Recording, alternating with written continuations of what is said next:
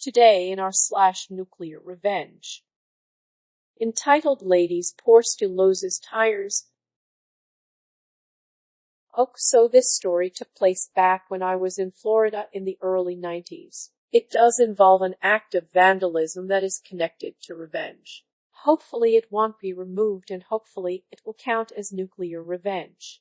Anyway, South Florida was devastated by Hurricane Andrew.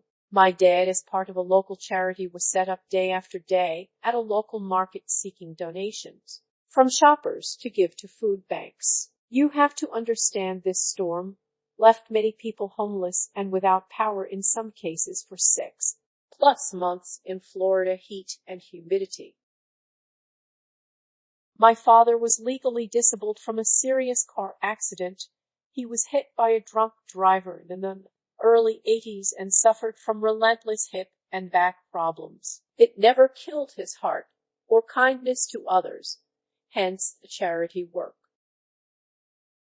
One day he was about to pull into the disabled space at the local market to go buy a few items to donate to the hurricane charity. Right before he is about to pull in, this lady pulls into the space in this sheeny red Porsche. My dad parks behind her and says, "Excuse me, ma'am, I was about to pull in there," and also points to his disabled placard in the window. She says to him, "You don't look disabled," and proceeded to walk into the store. For anyone who has a relative who uses a disabled space, you know the frustration of this situation and the anger one feels.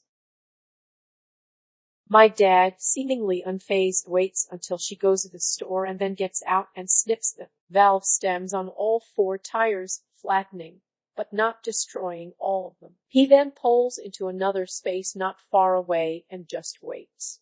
About 15 minutes later, the lady comes out and is shrieking about her car being vandalized. My dad is far enough away so she can't see him, but he can hear everything. She calls the police. Big mistake. She files a report for vandalism, and the police give her a ticket for being parked in the disabled space with no placard. About $250 at the time. The cops leave, and she calls a tow truck. As the car is being loaded onto the truck, my dad pulls up and says to her, "You don't look disabled, but your car sure is," and then drives off. My dad could be a nice guy and pure savage when he needed to be.